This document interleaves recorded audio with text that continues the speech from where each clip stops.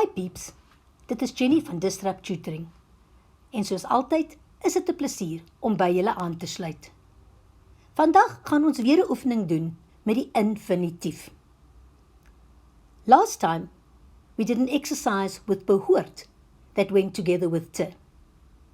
This time, we have an exercise with hoef, which goes together with te, but there's another difference as well. Kom ons kyk. Sin nommer 1 sê, die hoof moet die stoutleerder straf. Kom ons onderstreep die werkwoorde. Let's underline the verbs. Moet straf. Meaning, the principal must punish the naughty learners. My antwoord sê ek moet begin met die hoof hoef. Hoef goes together with te, followed by the verb, but it is also always negative. It always goes with nie. Kom ons sien nou die antwoord. Die hoof hoef nie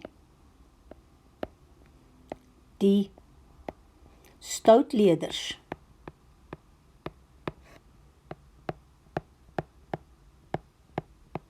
te straf nie.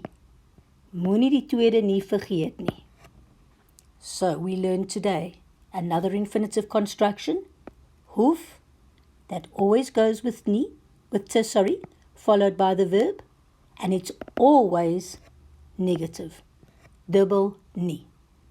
Meaning, the principal must punish the naughty learners.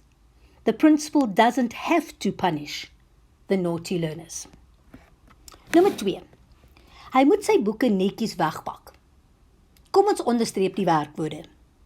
Moet wegpak. But when we underline the verbs, we realize that my main verb, wegpak, is 'n skeibare werkwoord. It's one of those verbs that can be separated into two pieces. Now, because hoef has to go with te, we know the rule that te must separate that separable verb. So kom ons kyk na my antwoord.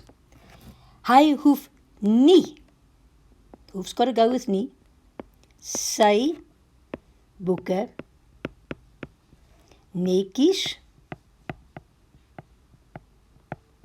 Now let's separate the verb. Weg te pak nie. Hier kom my tweede nie.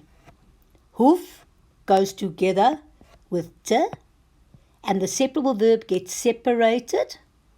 Weg te pak.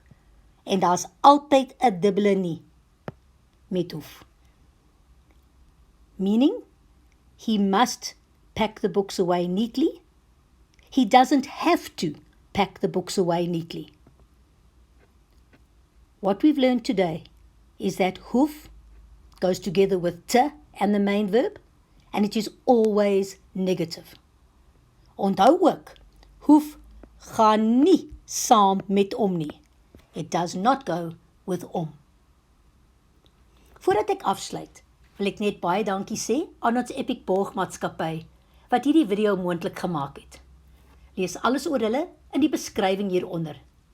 Onthou om ons webtuiste te besoek vir meer van hierdie Epic studieklas video's. As jy nie die antwoord op jou vraag kan vind nie, stuur vir ons die vraag en ons sal antwoord met 'n persoonlike video net vir jou. Tot volgende